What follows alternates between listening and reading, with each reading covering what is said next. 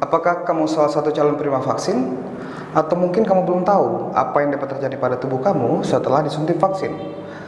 Kita akan lanjutkan setelah ini.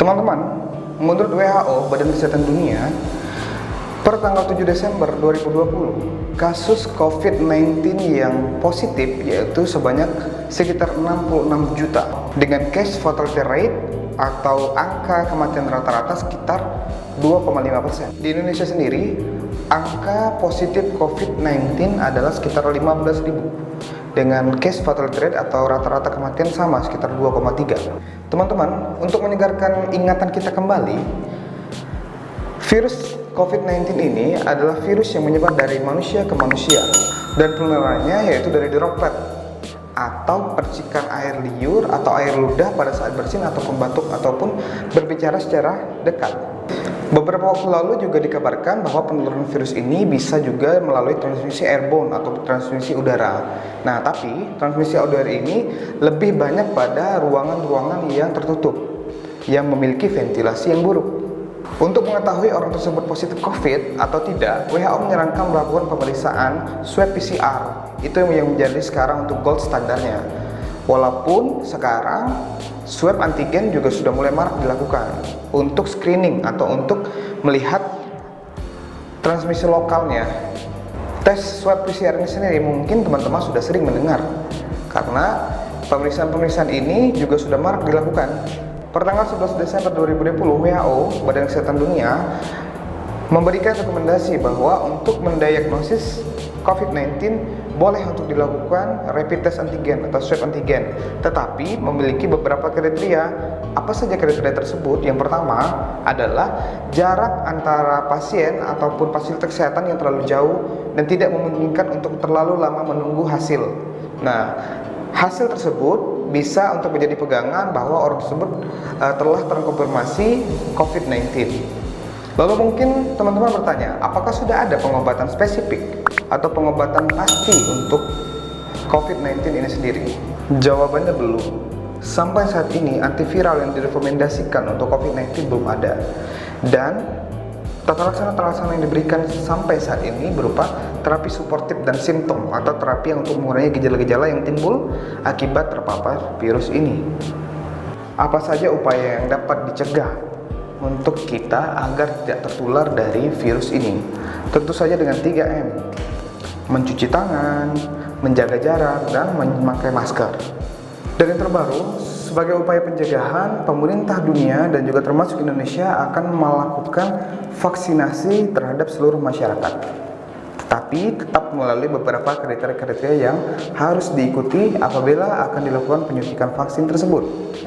Apa yang diharapkan dalam pemberian vaksin ini? Pemberian vaksin ini diharapkan untuk menimbulkan kekebalan komunitas dan juga mengendalikan pandemi ini.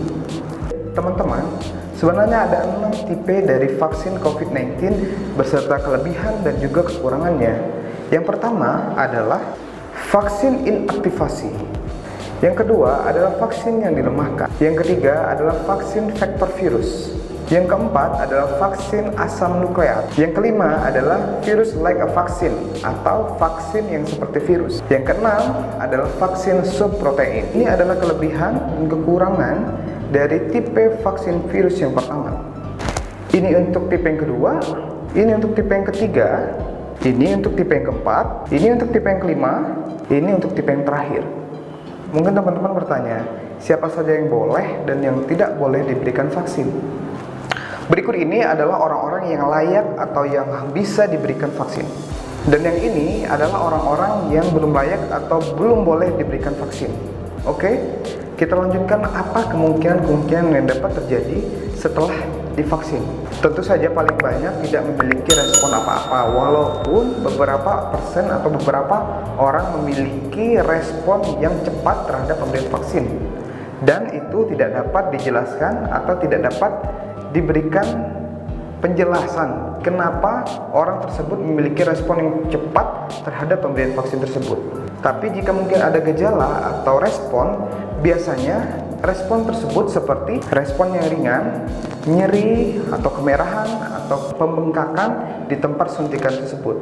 Bisa juga reaksi sistemik atau menyeluruh seperti demam, nyeri otot, nyeri sendi, badan lemah, urtikaria, dan reaksi anafilaktik, walaupun ini jarang sekali terjadi. Gejala-gejala mungkin saja dapat terjadi, baik ringan maupun berat. Tetapi dari Kementerian Kesehatan atau dari WHO sendiri telah membuat prosedur penyelamatan atau prosedur pengobatan jika terjadi reaksi-reaksi yang tidak dapat kita hindari.